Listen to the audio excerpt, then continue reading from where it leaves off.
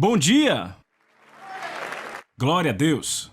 Antes de sentar, vire para alguém e diga: hoje receberemos algo novíssimo da Palavra de Deus. Diga a outra pessoa algo novíssimo da Palavra de Deus. Obrigado, Jesus. Amém. Você pode sentar. Se eu puder ter um pouco mais de retorno, só mais um pouco. Obrigado. Bem, é bom estar no Texas. E é bom estar na Águia da Montanha. Assim que viemos para este culto, meu telefone começou a tocar. E eu olhei e era uma mensagem de texto da minha assistente. E ela dizia: desfrute do seu tempo no Texas. Está menos 23 graus Celsius hoje em Moscou. Eu disse: aleluia, estou feliz porque estamos no Texas. Glória a Deus, mas sabe, as pessoas vêm para a igreja, não importa o quão frio, elas vêm para a igreja. E somos tão gratos. Mas é uma bênção estar aqui. Amamos a Igreja Águia da Montanha. Amamos muito os seus pastores. E eu creio que vocês os amam também.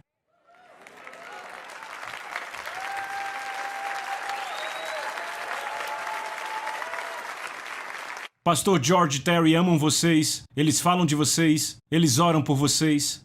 Carregam essa igreja no coração. E vocês são muito abençoados por tê-los como líderes. E eu sou abençoado por tê-los como nossos amigos. E eu digo isso de coração.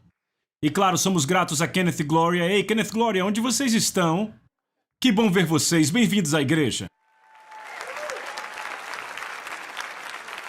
Kenneth, você está lindo demais hoje. Muito obrigado, irmão. Você está muito bem. Obrigado, irmão Copeland. Obrigado. E Glória, você está linda como sempre. Vocês não são gratos por Kenneth e Gloria Copeland?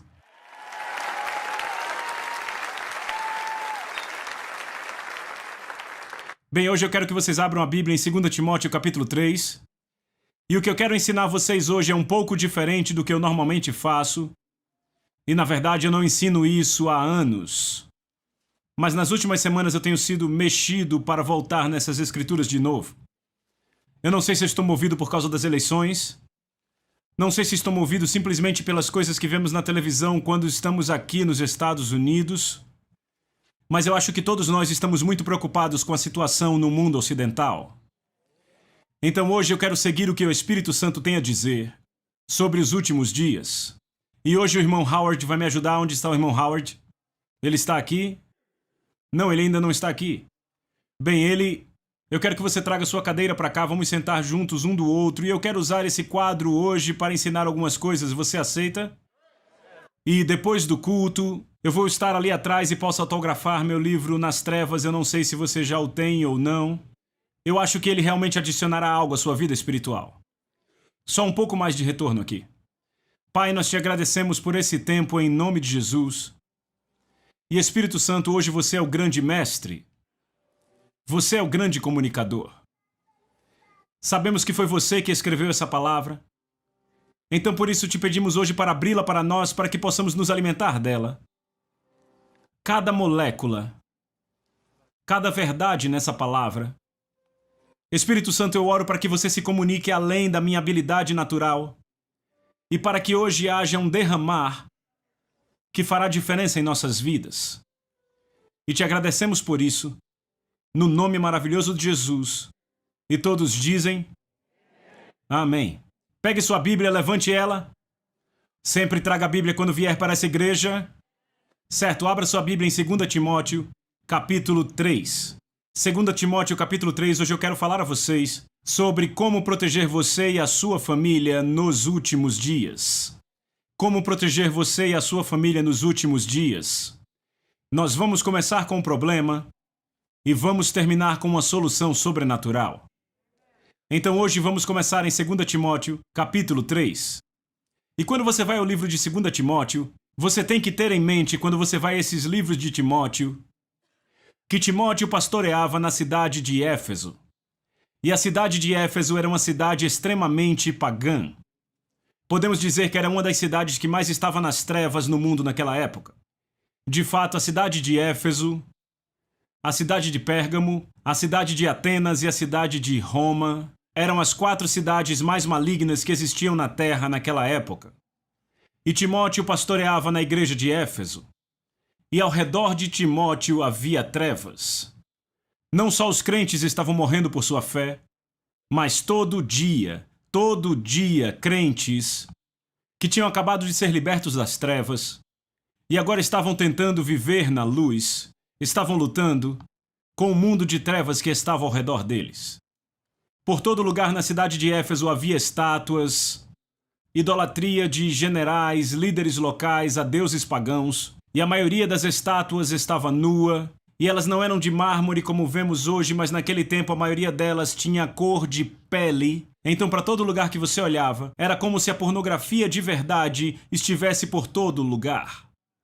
Então, andando por Éfeso e por todo o mundo antigo, você estava literalmente cercado por todas essas estátuas. Por exemplo, quando você chegava à cidade de Atenas, havia 10.000 dessas estátuas que se alinhavam na estrada central, no caminho para a cidade de Atenas. E é por isso que a Bíblia diz em Atos 17 que quando Paulo foi à cidade, ele viu que a cidade estava dominada por idolatria. Aquilo revoltava seu espírito, a cidade estava completamente tomada, estava fundada na idolatria. E não só Atenas, mas todas as cidades antigas, em particular as capitais, como Éfeso. Então Timóteo tinha uma igreja que tinha sido salva, tinham sido lavados pelo sangue, estavam tentando andar na luz, mas todos os dias de sua vida estavam cercados por trevas. A maioria dos membros dessa congregação era da comunidade de escravos. E então serviam pessoas que não eram salvas, serviam pagãos, e os pagãos eram homens que o tempo todo violavam as suas consciências, e o único lugar onde eles podiam tomar banho era na casa de banho central da cidade, que era do lado das orgias, e havia muitos conflitos, muitas tentações, e parecia que estavam literalmente cercados pelas trevas. Mas há um fato que devemos lembrar, não podemos esquecer. No Evangelho de João, capítulo 1, verso 5, ele diz que a luz brilhou nas trevas, e as trevas não a compreenderam. Essa palavra compreender é a palavra grega katalambano, e uma tradução literal é a luz brilhou nas trevas, e as trevas não tiveram o poder para derrubá-la. As trevas não tiveram poder para suprimi-la, ou para feri-la, ou para dominá-la. A luz simplesmente brilha nas trevas. E por 2000 anos a luz do Evangelho tem brilhado, independente do que tem acontecido na sociedade. As trevas simplesmente não têm autoridade de apagar as luzes. Mas então Paulo começa a escrever a Timóteo.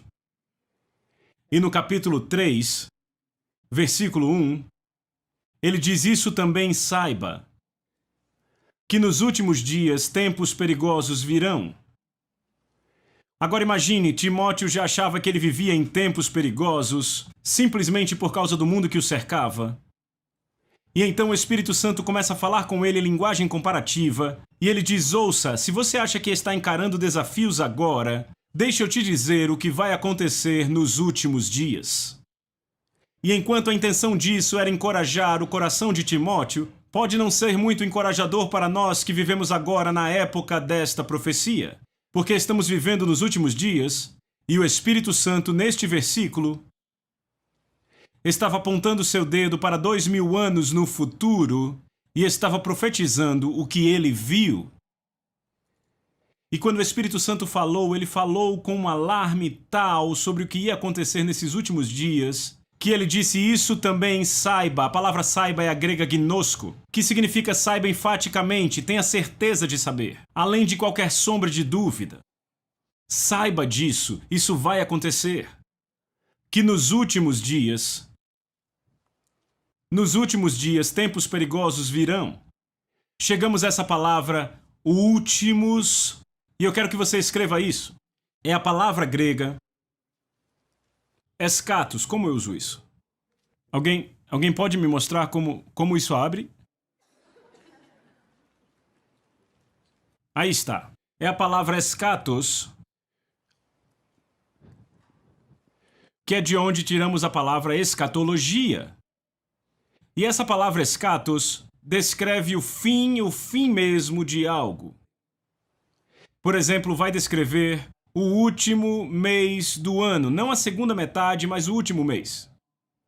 Esta palavra escatos descreve o último dia de um mês, ou o último dia de uma semana. Ela sempre descreve o fim mesmo de algo.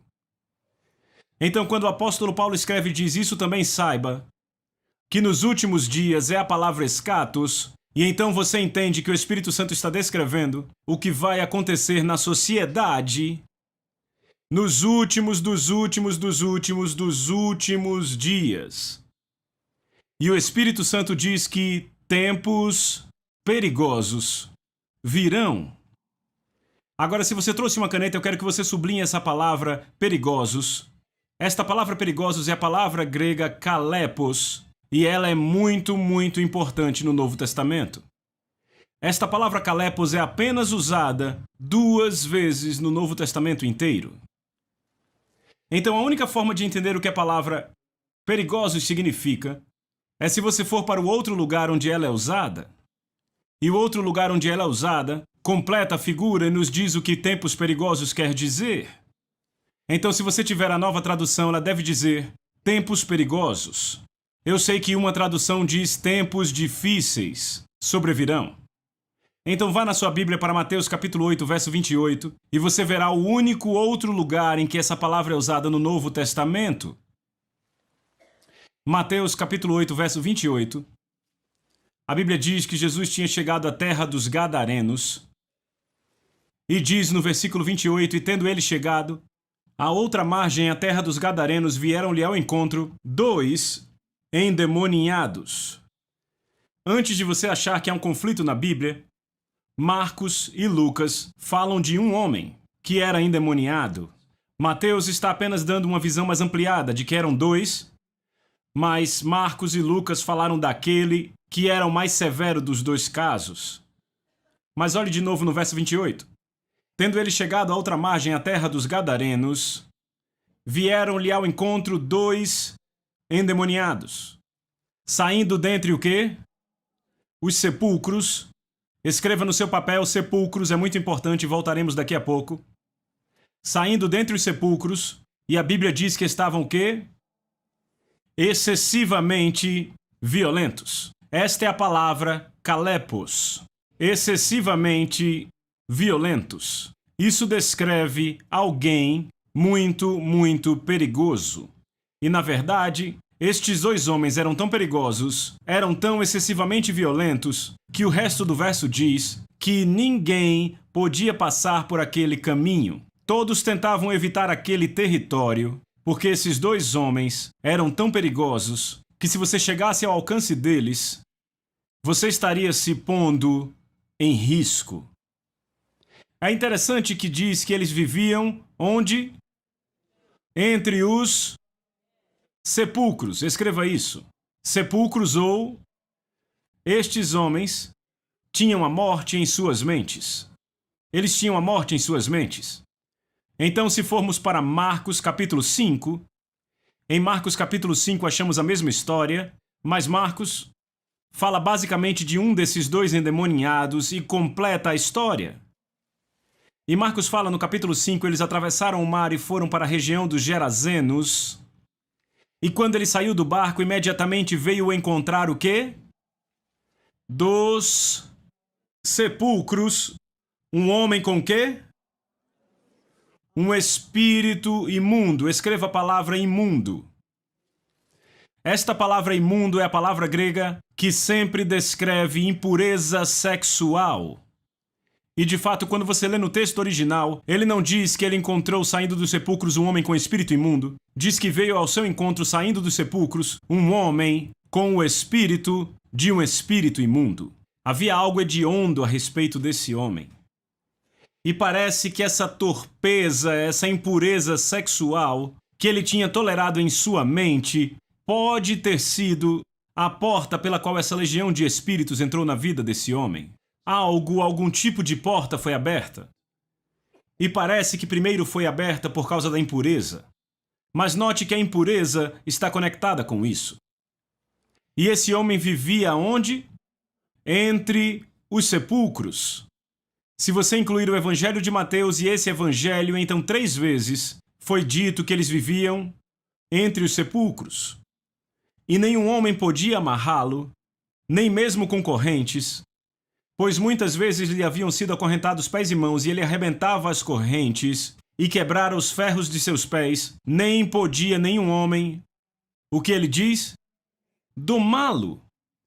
E esta palavra em particular, domar, é muito importante nessa história, porque ela descreve um domador de um animal selvagem.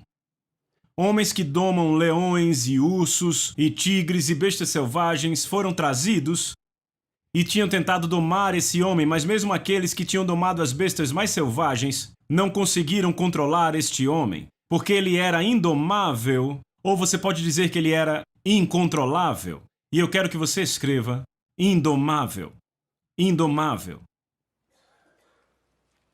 indomável. E sempre, verso 5, noite e dia, ele estava nas montanhas. E onde? Nos sepulcros. Então agora ele diz 5 vezes em 2 evangelhos que este homem estava nos sepulcros. Então descobrimos que onde há uma forte atividade demoníaca, a morte está na mente das pessoas. E não só ele estava nos sepulcros, mas notem o que ele estava fazendo nos sepulcros. Ele estava gritando e o quê? Se cortando. Escreva a palavra cortando. Se cortando ou autoflagelo. Mutilação. Automutilação. Então, se formos para o Evangelho de Lucas, Lucas capítulo 8.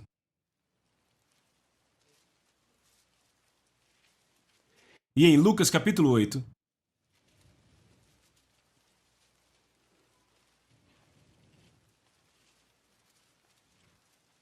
a Bíblia conta a história, e claro, Lucas era um médico, então ele sempre vê de uma perspectiva diferente.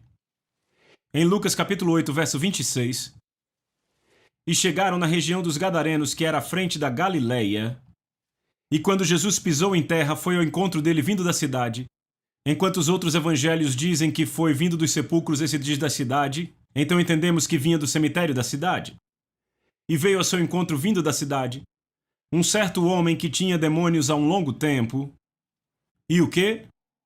Não vestia roupas. Escreva nudez. Nudez. Nudez ou desonra. Desonra.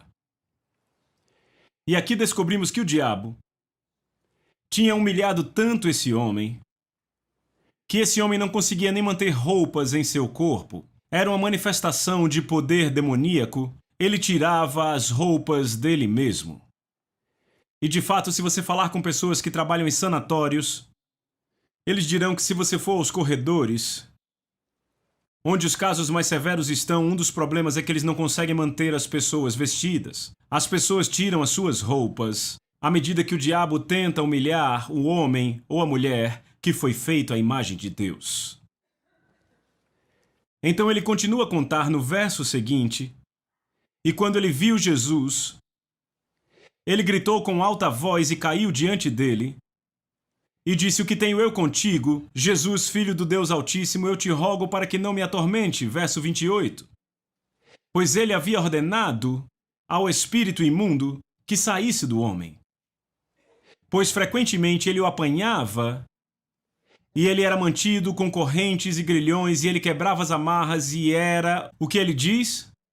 Movido pelo diabo para o deserto. Esta palavra movido é uma falta de descanso onde não há sossego, a pessoa não encontra descanso para sua alma. Ele é movido por uma inquietude. Então aqui você tem a palavra inquietação. Então quando você põe tudo isso junto, todas essas palavras estão relacionadas com a palavra kalepos, que é usada em 2 Timóteo capítulo 3, verso 1, quando o Espírito Santo diz: mas saiba disso, que nos últimos dias, escatos, nos últimos dos últimos dias, excessivamente violentos, períodos de alto risco, tempos perigosos virão. E a ideia aqui, de acordo com Mateus 8:28, é: não se aproxime dessa área, porque se você se aproximar, a probabilidade é que você será machucado. Se você viver nesse território, há certos riscos que você terá que encarar. E descobrimos onde há esse calepos, onde há esses tempos excessivamente violentos. E lembrem, esta palavra calepos só é usada 2 vezes na Bíblia, aqui em Mateus 8:28. Onde você encontra calepos, você também encontra morte. Então sabemos que calepos, estes tempos perigosos, também terão um período onde as pessoas terão a morte em suas mentes. Agora, me perdoem por tentar deixar isso muito contemporâneo, mas sejamos honestos. Se vocês olharem para a época em que vivemos e vermos particularmente como a próxima geração parece ter uma preocupação com a morte, de forma que se vestem com roupas góticas, ou tem todos esses programas de TV que estão simplesmente estourados aqui no Ocidente. Denise e eu não vivemos no Ocidente, então quando estamos no Ocidente nos chocamos com programas sobre vampiros, programa após programa sobre vampiros, os filmes mais bem-sucedidos que as pessoas assistem hoje, filme após filme após filme. E se você olhar os filmes que são reflexo da cultura da nossa sociedade, os nossos filmes estão absolutamente cheios com noções de morte. Calepos é um reflexo de tempos perigosos. Ou talvez impureza. A impureza também está conectada com essa palavra calepos. Impureza sexual, impureza. Numa medida que nunca imaginamos que fosse possível nos Estados Unidos. Talvez dissemos que era possível na Europa e foi possível na Europa por muito tempo, mas não podemos mais dizer apenas na Europa, porque invadiu a privacidade das nossas próprias casas. E quanto a indomável, isso nos diz que calepos, que tempos perigosos, serão tempos em que o mundo cairá num período onde as coisas são indomáveis. E essa palavra pode se referir a finanças, pode se referir a política, pode se referir à guerra. Algo muito indomável, não importa o que eles façam para trazê-lo ao controle, simplesmente não é controlável e desta forma é cheio de alto risco. Ou a palavra calepos está conectada com o demoníaco que está se cortando com pedras. Então descobrimos que quando as pessoas estão debaixo do controle demoníaco, há uma automutilação. Sejam piercings no corpo, ou estão simplesmente se cortando.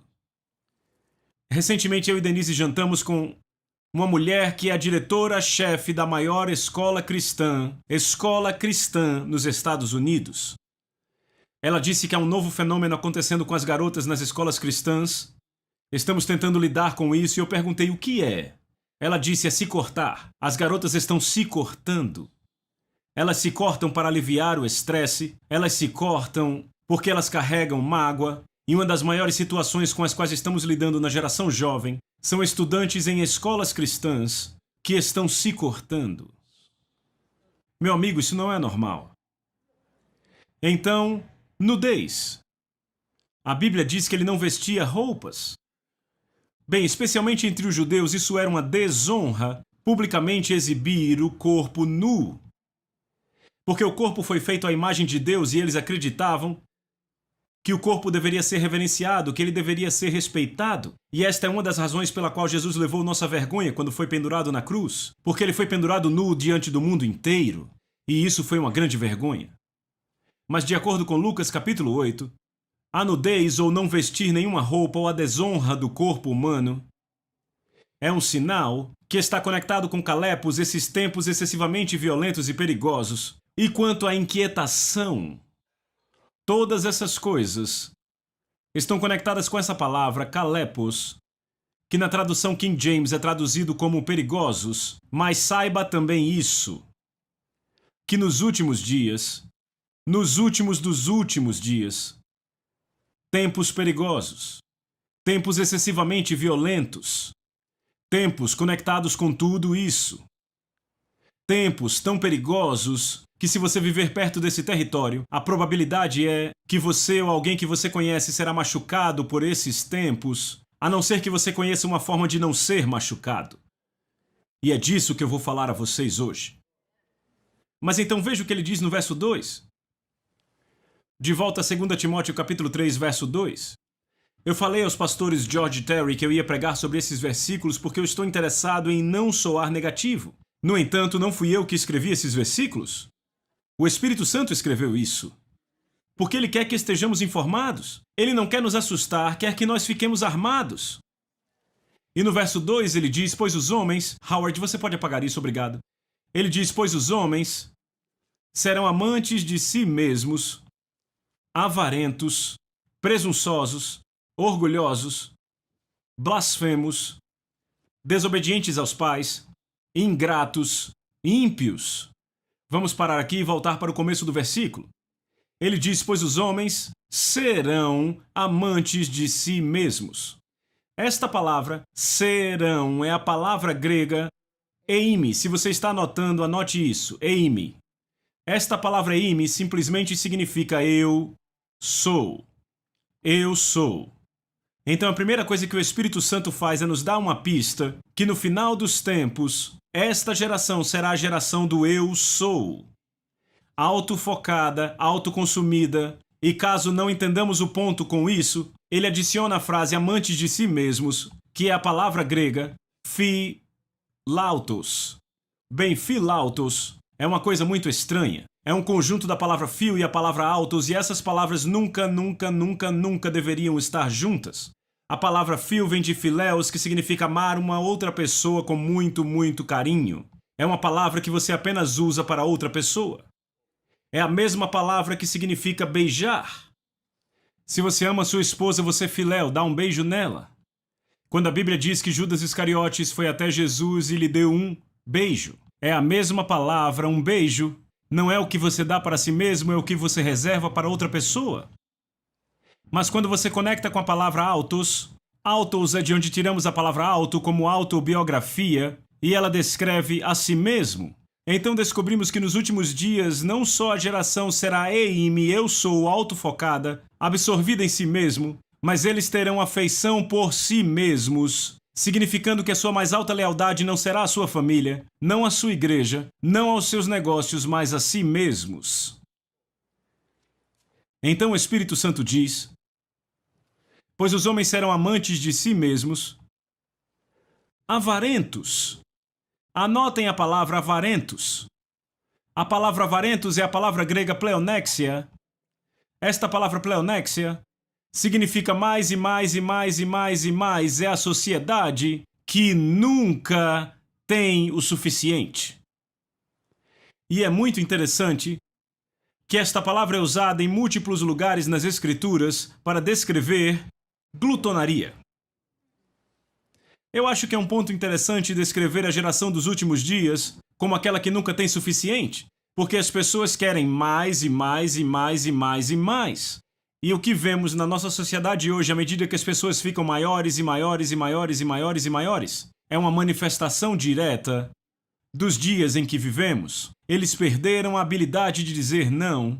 Eles querem mais e mais e mais até que finalmente eles querem até mesmo o que não é razoável para eles. Isso pode se referir a posses materiais, à comida, se refere a tudo, pleonexia, avarentos, é apenas um desejo de ter e ter mais. E então ele diz presunçosos, orgulhosos e blasfemos. Particularmente veja a palavra orgulhosos. A palavra orgulhosos é a palavra grega tihon, mas se você olhar isso, você vê outra palavra nisso? Typhoon em inglês. É de onde vem a palavra tufão. E aqui temos encorajamento do Espírito Santo. Porque o Espírito Santo, usando essa palavra orgulhosos, tihon, descreve nuvens negras que aparecem no horizonte. Você sente o vento mudando. Você sente algo varrendo a terra que está fora de controle. Que você vai ser atingido por uma tempestade. Mas o que temos que lembrar é: tufões causam muitos danos, mas tufões não duram muito. Tão rápido quanto vêm, eles vão embora. E embora sejamos tentados a dizer o que faremos, o mundo está mudando ao nosso redor, está mudando muito rápido. Parece muito grande, meus amigos. Este não será o estado permanente das coisas. Isso virá rápido, mas também partirá rápido, e os justos vão herdar a terra. E então, no meio desse texto, o Espírito Santo nos encoraja. Não se preocupe, isto não será permanente. Então ele usa a palavra blasfemos. Tendemos a pensar que a palavra blasfemo, do grego blasfemia, significa blasfemar contra Deus, mas de fato, blasfemia simplesmente se refere a uma fala muito rude. Por exemplo, o apóstolo Paulo disse em 1 Timóteo capítulo 1 que ele era um blasfemo antes de vir para Cristo. Mas ele nunca blasfemou contra Deus, ele era um judeu e era um judeu muito dedicado. Ainda assim ele disse que era um blasfemo. Esta palavra blasfemia descreve uma fala muito rude. Estamos falando de palavras torpes e sujas que nunca deveriam estar na boca de um cristão. E Paulo diz que nos últimos dos últimos dias haverá inclusive uma mudança na linguagem e na forma como as pessoas se comunicam. Aquelas coisas que um dia já foram proibidas de dizer em público se tornarão a fala comum das pessoas. Deixa eu perguntar, quantos se chocam quando ligam a televisão e ouvem as palavras que as pessoas usam na televisão, que costumavam ser estritamente proibidas? Até mesmo as piores palavras são faladas livremente. E os censores não fazem nada para removê-las. E quanto à nova pornografia, que nós temos visto até mesmo nos programas cedo da noite na TV a cabo? Eu disse no outro culto que há até uma nova resolução da Corte Suprema. Para te mostrar o quanto as nossas mentes mudaram, o quanto as mentes da sociedade já se tornaram enegrecidas por esses tempos. A Suprema Corte dirá o que é e o que não é profanação, nudez e se situações sexuais podem ser mostradas na televisão nas horas em que as crianças estão assistindo televisão. Esta resolução da Corte Suprema aconteceu mês passado. E as TVs a cabo estavam apelando por liberdade de expressão.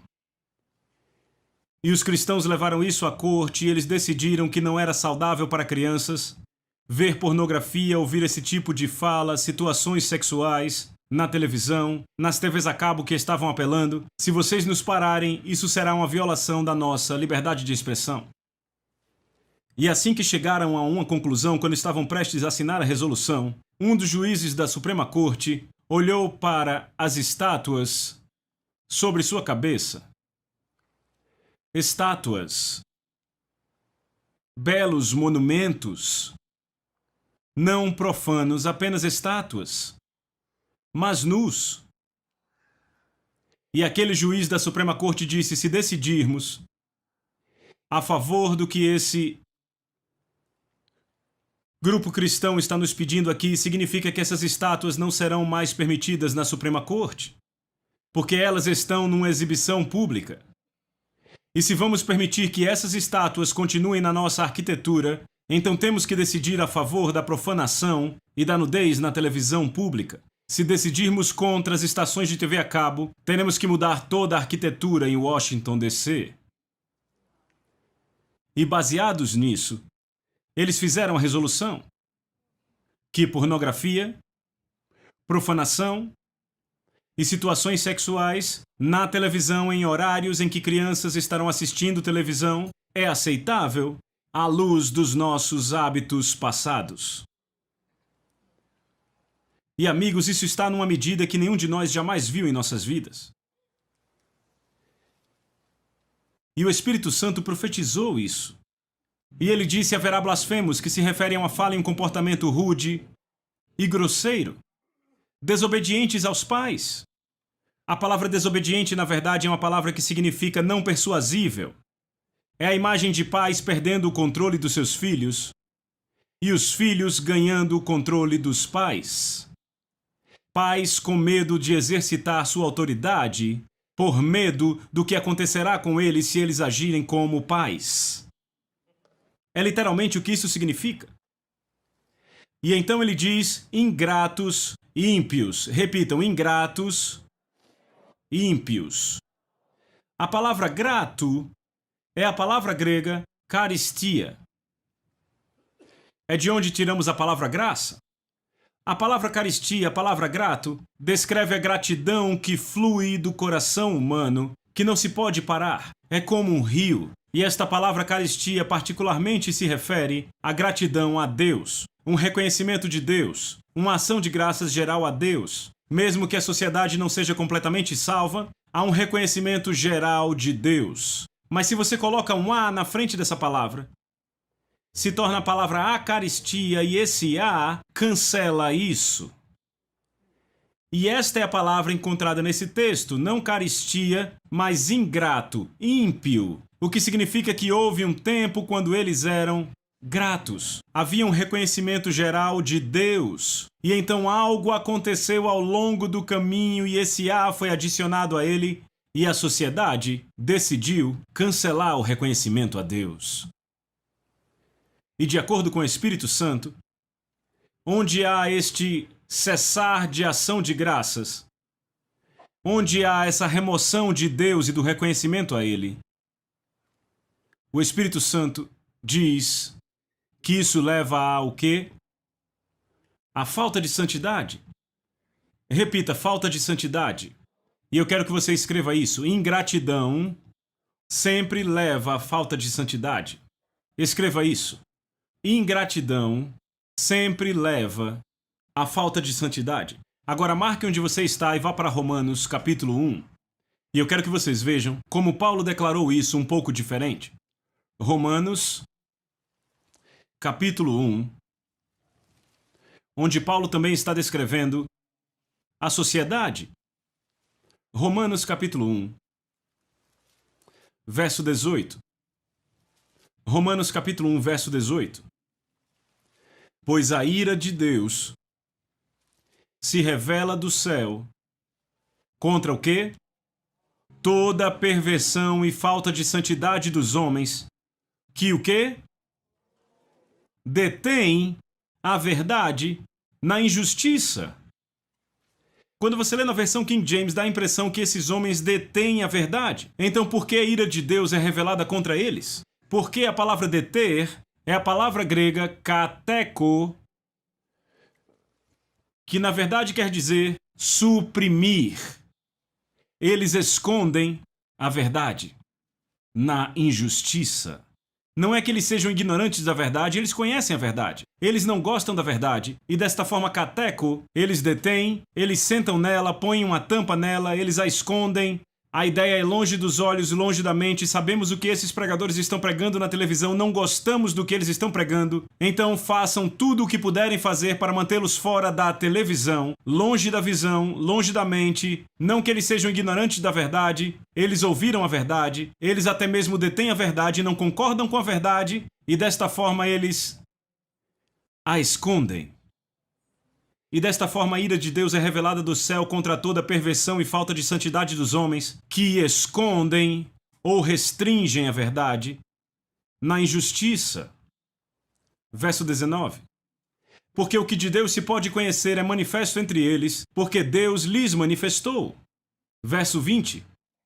Porque as coisas invisíveis dele, desde a criação do mundo, são claramente vistas, sendo entendidas pelas coisas que são feitas, até mesmo o seu poder eterno e a sua divindade, então eles são indesculpáveis. Mas vejam o verso 21. Por causa disso, quando... Esta palavra quando aponta para um ponto específico no tempo, no passado, não há muito tempo atrás. Porque tendo eles conhecido a Deus, essa palavra conhecido significa conhecê-lo de forma geral, reconhecê-lo de forma geral. Quando a sociedade tinha um reconhecimento geral de Deus, eles não glorificaram como Deus uma decisão deliberada, nem foram o quê? Gratos. Uma decisão deliberada, não vamos mais nessa direção, não vai haver mais glorificação, não haverá mais gratidão a Deus por suas bênçãos. Estamos parando com isso. E a Bíblia diz que o resultado foi... E porque ele acreditava que Deus em suas imaginações e o seu tolo coração foi o quê? Posto em trevas. O que o coração faz? O coração bombeia, não é? Bombeia o quê? Sangue. Quanto do seu corpo tem sangue nele? Todo o seu corpo tem sangue nele. O coração está constantemente bombeando, bombeando e bombeando, bombeando sangue e vida para toda parte do seu corpo. Mas agora Paulo declara pelo Espírito Santo que quando a sociedade para de reconhecer a Deus e para de glorificá-lo e para de ser grata, a sua mente se torna vã e o seu coração, o coração da sociedade, ao invés de bombear a vida, ao invés de bombear sangue, o coração da sociedade começa a bombear e bombear e bombear trevas, até que finalmente o coração da sociedade está bombeando trevas e todas as partes da sociedade estão cheias de trevas. Eu digo a vocês, essa é a única forma com a qual o anticristo pode vir ao poder. Ele é chamado o homem da iniquidade. E o dia chegará em que o mundo estará tão cheio de trevas que um mundo de iniquidade simplesmente produzirá o seu próprio homem. Um homem de iniquidade. E o Espírito Santo continua a dizer porque, tendo conhecido a Deus, não glorificaram como Deus, nem foram gratos, mas se tornaram vãos em suas imaginações, e o seu tolo coração foi posto em trevas. Então encontramos o coração do mundo bombeando trevas. E verso 22, dizendo de si mesmos que são sábios, a palavra grega sophas, que significa uma iluminação ou sofisticação especial.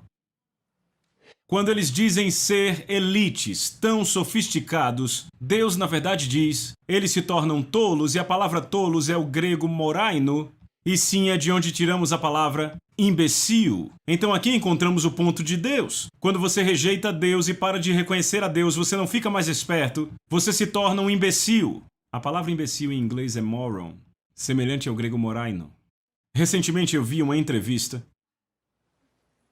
de um famoso ateu, provavelmente o ateu mais famoso a viver nesta geração. Ele escreveu um livro que eu não quero dar o nome na televisão, mas ele estava morrendo de câncer de garganta. E porque ele era muito brilhante, e porque a sua crença de que Deus não existia era tão indiscutível, decidiram que o entrevistariam antes de ele morrer, uma última entrevista. Então ele disse à câmera, eu assisti a entrevista inteira, ele disse, sim, eu estou prestes a morrer e é bom que podemos registrar em filme o que eu acredito sobre a não existência de Deus. E o entrevistador disse a esse ateu, você sabe que os cristãos estão orando pela sua salvação por todo o mundo? E ele ria e dizia, ah, sim. Ele disse a sites por toda a internet falando sobre mim e a minha salvação. Ele disse, na verdade, eu entrei em um essa semana, onde definiram 22 de outubro como o dia em que eu receberei Cristo na minha vida. E ria disso. O entrevistador disse, o que você pensa disso? Ele disse, eu não tenho problema com isso. Ele disse, não existe um Deus para ouvir as orações deles.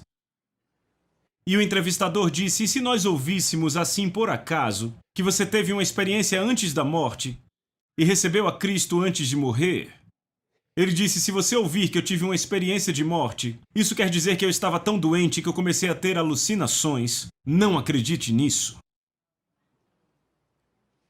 E então o entrevistador concluiu, falando do quão brilhante e o quão sofisticado esse homem era e como ele se sobressaía nos círculos intelectuais, e eu fiquei pensando no que Davi escreveu, que é o tolo que diz em seu coração, não existe Deus. E a Bíblia diz, dizendo de si mesmos serem sofisticados, tendo uma visão especial, eles se tornam imbecis. Verso 23. E no verso 23 temos uma das passagens mais brilhantes no Novo Testamento inteiro. É a história da idolatria em apenas um verso. Paulo diz, e mudaram a glória do Deus incorruptível para a imagem de um homem corruptível, bem como de aves, quadrúpedes e de répteis. E o que você tem aqui é a história da idolatria ao contrário. Se você vai para o fim do versículo e volta para o começo, você entenderá o que Paulo diz. As formas mais primitivas de idolatria eram a adoração de répteis. Então o homem começa a pensar um pouco mais alto e começa a adorar quadrúpedes. E então começam a adorar aves que voam no céu. E no fim de tudo isso, que começa com o pensamento grego, na verdade até o momento presente, Homens adoram homens. É por isso que temos o humanismo secular, onde acreditamos que nós somos a resposta para qualquer problema, não há necessidade de Deus, e o foco do homem passou a estar inteiramente sobre ele mesmo. É por isso que o homem fica tão disposto a remover Deus, porque Deus não é mais necessário. Então, quando lemos o verso 23, você entende que eles mudaram a glória do Deus incorruptível e hoje, Paulo diz, adoramos homens corruptíveis. Antes disso eram aves, antes quadrúpedes e antes eram répteis, mas agora o foco está sobre o homem. A palavra mudaram é a palavra trocar ou barganhar, é como pôr duas coisas na mesa e escolher qual você quer. Deus e o homem. A glória de Deus e a glória do homem estão sobre a mesa, e então descobrimos que os intelectuais tomaram sua decisão. Vamos escolher o homem e eliminar a Deus. E no verso 24 encontramos a resposta de Deus. Por isso, a palavra grega é tauto, à luz do que eles quiseram fazer, Deus os entregou. E isso às vezes me incomodava porque parecia que Deus tinha lavado suas mãos e não tinha mais paciência para aquilo. Que Deus apenas desistiu. Mas quantos aqui sabem que Jesus está sempre lá para qualquer um que se entregar para Ele? Mas em fato, ao invés de por isso Deus os entregou, a melhor tradução seria por causa do que eles decidiram querer. Deus os liberou. Você quer? Vá buscar. Eu não vou impedir você. Por isso Deus os liberou. A impureza. E mais uma vez a palavra impureza é impureza sexual, pelas luxúrias de seus corações. E então ele especifica claramente para desonrar seus corpos entre si. Desonrar é a palavra colocar no lugar errado, é pôr corpos onde os corpos não devem estar. Verso 25, os quais mudaram a verdade de Deus em uma mentira, e adoraram e serviram a criatura mais do que ao Criador, que é bendito para sempre. Amém. Verso 26, por esta causa Deus também os entregou. Ele não os enviou para isso, ele simplesmente disse, muito bem, não é isso que vocês querem, vão lá e busquem, eu não vou impedir. Deus os liberou a afeições vergonhosas. Até suas mulheres trocaram suas relações sexuais naturais por outras contrárias à natureza e também os homens, deixando o uso natural da mulher, se inflamaram de paixão uns pelos outros, começaram a cometer atos indecentes homens com homens e receberam em si mesmos o castigo merecido pela sua perversão. Agora veja o verso 28. Além do mais, eles não queriam mais manter Deus em seu conhecimento. Não que eles fossem ignorantes sobre Deus. Eles sabiam que se eles mantivessem Deus em seu conhecimento, isso iria requerer uma mudança no comportamento, iria requerer arrependimento. E porque os homens amaram as trevas mais do que amam a luz, uma decisão deliberada, vamos tirar Deus de cena, tirá-lo da nossa mente, e desta forma nós não mais nos sentiremos culpados pelo que fazemos. Eu entendo isso porque Denise e eu vivemos na Rússia, em Moscou, que é a capital do comunismo. E para o comunismo fazer efeito, o ateísmo era requerido, era necessário. Pessoas tinham que ser mortas. Pessoas tinham que ser executadas para que o comunismo fosse implementado. E enquanto você cresce que havia um Deus santo no céu olhando você e olhando o que você fazia, eles não podiam executar essas ações porque eles sabiam que responderiam a Deus pelo que estavam fazendo. E então o ateísmo resolveu o problema deles, vamos dizer que não há Deus. E desta forma não precisaremos prestar conta por nossas ações. E então eles perpetuaram a doutrina do ateísmo em uma geração inteira, de forma que ninguém realmente cria que havia uma natureza eterna. Éramos simplesmente animais, bestas, que viviam a favor do Estado. E no verso 28 diz, além do mais, eles não queriam mais manter Deus em seus conhecimentos. Então Deus os entregou, Deus os liberou a uma mente reprovável para fazer aquelas coisas que não eram convenientes. Sublinhe a palavra reprovável. Sabe, eu sempre me perguntava o que reprovável queria dizer. A palavra reprovável significa ser tão cauterizado que você não tem mais a habilidade de sentir. Pessoas que alguma vez se sentiram culpadas pelo pecado, mas agora já pecaram e pecaram e pecaram e pecaram até que corromperam suas almas a um ponto que agora eles não se sentem mais culpados e não há nenhum sinal de vergonha pelo que fazem. E agora eles fazem abertamente as coisas que em algum momento traziam culpa a seus corações. Eles se tornaram reprováveis. Eu tenho um grande calo aqui no meu dedo. Eu sou canhoto. E quando eu era criança, eu escrevia com muita força com o lápis. Eu deixei um calo no meu dedo. E eu descobri quando era jovem que não havia mais sensibilidade naquele calo. Sem sensações. Eu posso apertar e esfregar, eu não tenho mais nenhuma sensação neste calo. Eu pegava canetas e tentava enfiar no meu calo. E eu ficava balançando meu dedo com a caneta pendurada e as pessoas chocadas, porque eu tinha uma caneta enfiada no meu dedo, mas era através do calo no qual eu tinha perdido toda a sensibilidade. Isso é o que é uma mente reprovável. Ela se corrompeu até um ponto em que ela não mais tem a habilidade de sentir.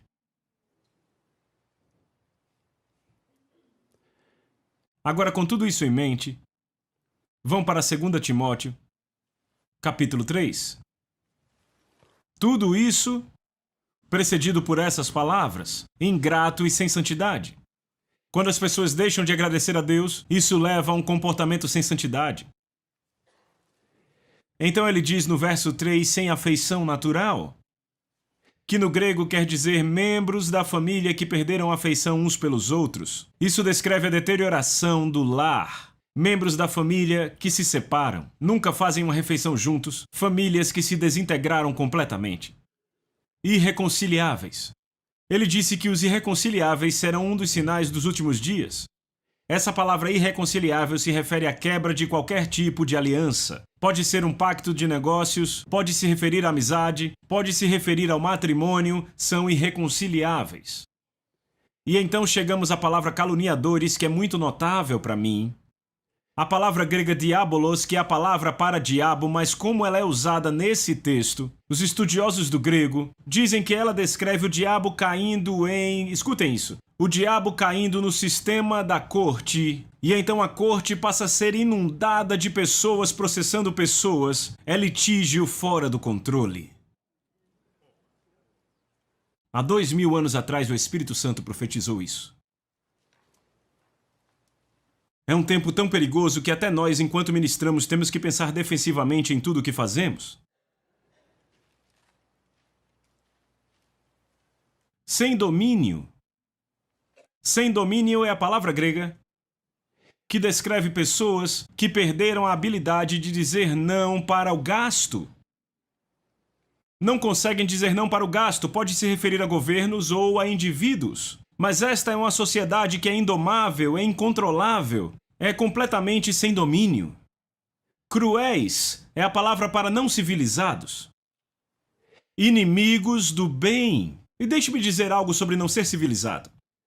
Pode parecer de alguma forma que vivemos numa geração muito civilizada, mas de outra forma nós somos a geração mais não civilizada de todas. Na Rússia, eu não quero entrar nos detalhes, eu apenas quero ilustrar o que o Espírito Santo está dizendo. Na Rússia, o aborto era a forma número 1 de controle de natalidade desde 1917, quando começou a Revolução. A forma número 1 para controlar. Eu decidi que eu oraria contra o aborto na minha igreja. E então comecei a fazer estatísticas sobre quantas pessoas ao redor do mundo foram abortadas desde 1917. E quando eu compilei as estatísticas da União Soviética e China e do resto do mundo, eu fiquei de boca aberta. Mais de 1 bilhão de bebês foram abortados desde 1917. E ainda assim nós nos chamamos de a mais sofisticada geração, a geração mais culta, civilizada. Não, não matamos pessoas num estádio, nós as matamos numa sala. Tantos bebês foram abortados na União Soviética que de 1917 até o colapso da União Soviética em 1991, mais de 300 milhões de bebês foram abortados na União Soviética, que era exatamente o número da população da União Soviética. Eles erradicaram o equivalente à sua população inteira. Adicione a China a isso. A Bíblia diz: cruéis. Podemos ter tecnologia, mas meu amigo, o Espírito Santo diz que será uma geração bárbara. E então ele diz: inimigos do bem. Uma palavra estranha que só é usada de uma forma, e desta forma só tem uma tradução. Eu amo essas palavras porque desta forma você não comete nenhum erro. Inimigos do bem é uma palavra grega que descreve estranhamente um país onde as leis apenas protegem os criminosos e os bons não têm proteção. É uma sociedade de cabeça para baixo, onde tudo foi revirado e agora as leis são a favor daqueles que fazem coisas erradas e aqueles que fazem o certo não têm defesa. Traidores, precipitados, soberbos, mas amantes dos prazeres que amigos de Deus, tendo aparência de piedade. É impressionante para mim que hoje, em qualquer lugar que se fala sobre justiça social, há uma forma de piedade, mas negando o seu poder. No verso 6 achamos a influência da televisão nos últimos dias. São esses os que se introduzem pelas casas. Como você vai entrar na casa das pessoas? Uma forma é televisão ou internet. E conquistam mulheres instáveis, sobrecarregadas de pecados, as quais se deixam levar por toda espécie de desejos, e elas estão sempre aprendendo e jamais chegam ao conhecimento da verdade. E é por isso que precisamos usar a tecnologia antes que o mundo domine. E então o Espírito Santo profetiza no verso 8. Como Janes e Jambres se opuseram a Moisés. Janes e Jambres, eu sei que você sabe, eram dois feiticeiros que se opuseram a Moisés na corte de Faraó. Esses também resistem à verdade, a mente deles é depravada, são reprovados na fé. Estes não irão longe, pois, como no caso daqueles, a sua insensatez se tornará evidente a todos, como foi com Janes e Jambres. E então, como eles foram expostos? Moisés chegou à corte, lançou sua vara no chão, ela se tornou uma serpente.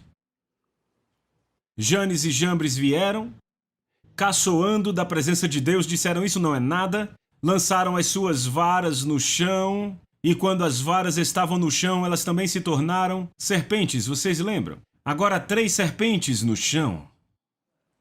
E então, de repente, a vara de Moisés, que havia se tornado em serpente, engole as outras 2. Era um conflito de poderes, e o poder de Deus literalmente engoliu o poder do inimigo.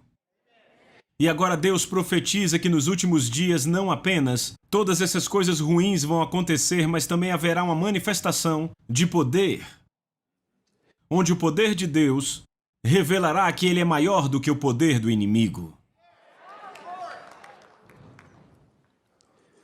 Então, quando você chega ao final do capítulo 3, encontramos a solução. Como protegemos nossa família no meio de tudo isso? Como protegemos as nossas almas no meio de tudo isso? Você pode apagar aqui, obrigado. No verso 16, Paulo diz: toda a escritura é dada por quê?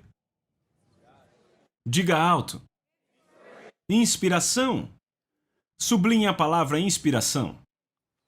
Toda a escritura é dada por inspiração de Deus. E é proveitosa para a doutrina, para a reprovação, para a correção, para a instrução na justiça, para que o homem de Deus possa ser perfeito, plenamente preparado para toda boa obra. Mas notem o que Paulo diz no versículo 16. Toda a escritura é dada por inspiração de Deus. A palavra inspiração é a palavra theopneustos. Theo, conhecem essa palavra? A palavra theos, que quer dizer Deus. A palavra pneustos, da palavra pneuma. Conhecem a palavra pneuma? É a palavra para espírito. Por isso que ela é traduzida, Deus soprou. Agora deixa eu falar sobre essa palavra, pneuma. Pneuma. Esta palavra pneuma, a segunda parte da palavra inspiração, descreve uma força que, quando ela se move sobre coisas criadas, ela tem o poder de mudar coisas criadas. Desta forma, pneuma é o poder da criatividade. É o poder da criatividade. É desta forma que ela é usada na Septuaginta do Velho Testamento.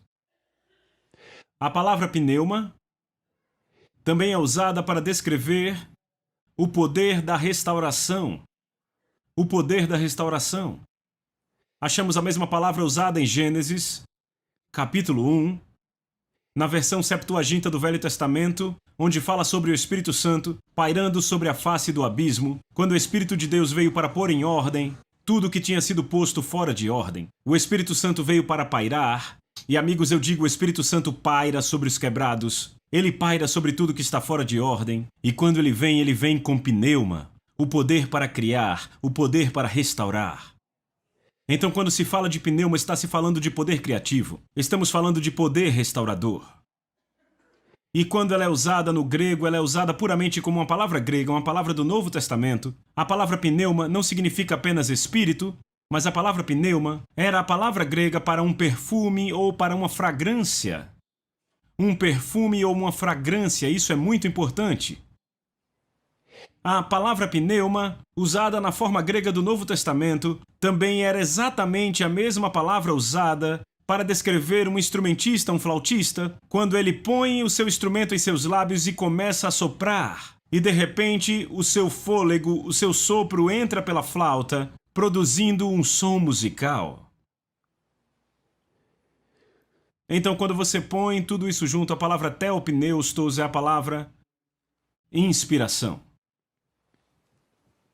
Toda a Escritura é dada por inspiração de Deus. Assim são as Escrituras. Deus soprou nelas. E quando Deus soprou nelas, Ele soprou poderes criativos na palavra de Deus. Ele soprou poderes restauradores na palavra de Deus. E se você levar a palavra de Deus para o seu lar, ela vai liberar a fragrância do céu no seu lar. Porque a palavra de Deus carrega o perfume, a fragrância exata do céu. Ela vai mudar o cheiro da sua casa. Ela vai mudar o seu cheiro. E se você trouxer a palavra de Deus para o seu coração e para a sua vida, ela produzirá os sons do céu na sua alma.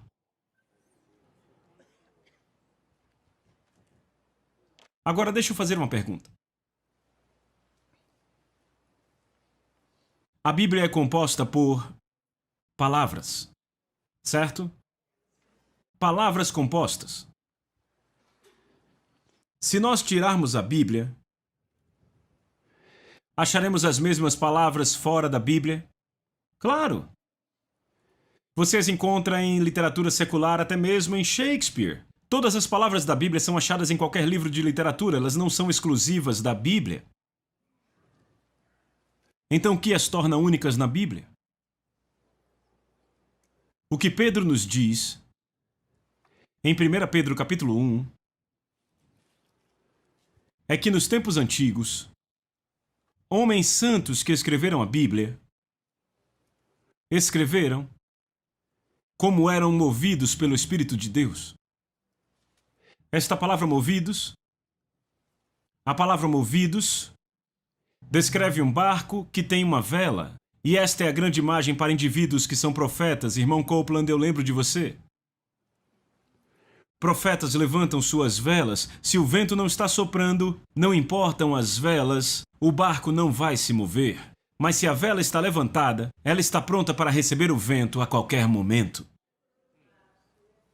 E quando a Bíblia fala dos homens no Velho Testamento, diz que eles não escreveram pela sua interpretação privada, aquilo não era autoprojetado, não era da vontade deles, mas falaram e escreveram como eram movidos pelo Espírito de Deus. De repente, aqueles homens recebiam o vento do Espírito e em suas mentes, os pensamentos de Deus se formavam e quando escreviam, começavam a pegar as palavras simples da linguagem humana e Deus começava a pô-las juntas em uma combinação que chamamos de revelação divina. E eles escreveram na inspiração do Espírito. Agora deixe-me dar um exemplo da Bíblia que vocês seguram em suas mãos. Pastor, vem aqui, por favor. Isoladas, são apenas palavras. Meio como esse balão. Vazio. Vazio. Mas o que acontece quando o pastor põe na sua boca? Vejam isso. Ei! Pare. Agora olha aqui, olha esse formato. Mudou de forma, não foi? Aquele balão vazio começou a tomar forma. É exatamente o que aconteceu quando a inspiração do Espírito começou em Gênesis capítulo 1, quando o homem não podia receber toda a revelação de uma vez só. Então Deus soprou um pouco e deu os primeiros 5 livros do Velho Testamento. E a palavra de Deus começou a entrar em manifestação. Então os profetas começaram a escrever. O entendimento de Deus começou a crescer, quando a Bíblia começou a tomar forma, e a Bíblia começou a ficar maior e maior, e então começou o Novo Testamento, e finalmente Deus soprou nas mentes e nas mãos dos homens, até que a palavra de Deus estava completa. E uma vez que ela estava completa, Deus amarrou a ponta, e ele disse: é isso, nada mais. E a palavra de Deus tomou forma. Agora eu te faço uma pergunta. O que é isso? Um balão. Somos pessoas espirituais e brilhantes. O que tem nesse balão? Tem certeza que há ar nesse balão? Fôlego? Tem certeza que é isso que há nesse balão? O pastor George está nesse balão. Se levarmos o balão para um laboratório e o examinarmos, eles descobrirão que dentro deste balão estão as moléculas de George Pearson. George está neste balão. Ele está aqui dentro.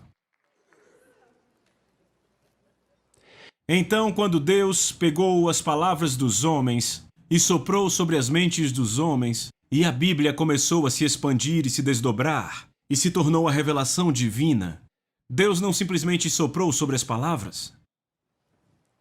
Mas assim como o pastor George soprou naquele balão e as suas moléculas ficaram naquele balão, Deus literalmente soprou a si mesmo dentro desse livro, e ele se tornou uma manifestação. Então este livro, o qual chamamos a Bíblia Sagrada, não é como qualquer outro livro, é um livro diferente. Este livro não é apenas sobre Deus, ele contém Deus. Deus está dentro deste livro, ele está aqui. As suas moléculas estão aqui, a sua vida está aqui, o seu pneuma, o seu poder criativo está aqui. Seus poderes restauradores, a fragrância do céu está nesse livro, a música do céu está neste livro, tudo o que Deus é está aqui dentro deste livro. Então será que não é um crime ter um desses no seu banheiro, na sua cozinha, no seu carro, próximo à sua cama, em cima da sua televisão? E você nunca o abre?